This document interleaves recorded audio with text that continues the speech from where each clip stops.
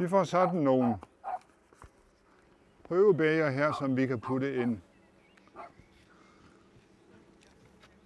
en tavleprøve ned i.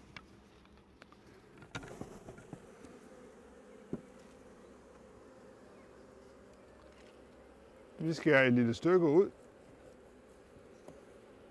af den tavle, som er inficeret, eller som vi har mistanke om er inficeret. Der er ingen tvivl her.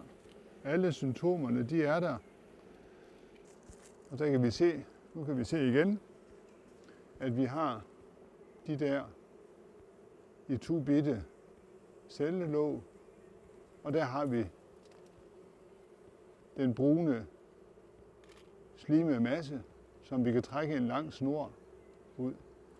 Så den er så tydelig. Det behøver man ikke sende på et laboratorium, men det skal vi gøre for at være sikre på, at det er et ondartet bipest.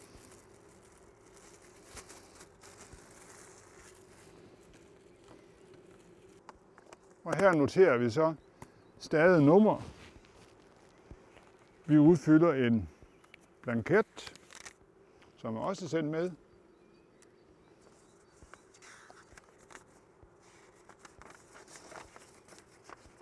En tavleprøve med biavlerens navn og adresse, dato, oplysning om bigården, og prøven er indsendt af, det er så mit navn, der kommer til at stå her.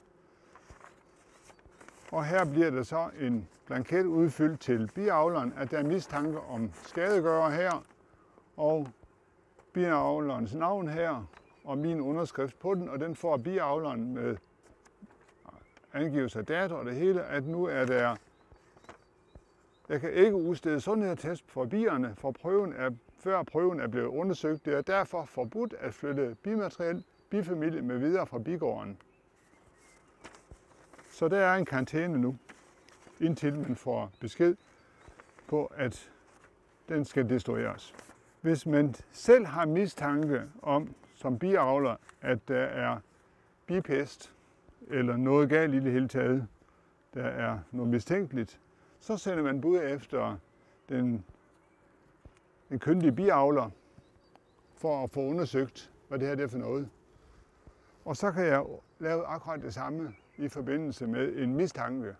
Ikke kun i forbindelse med en sundhedstest, men i forbindelse med en mistanke. Det kan så også være i forbindelse med, at vi skal ud og undersøge bierne i den her 2 km radius.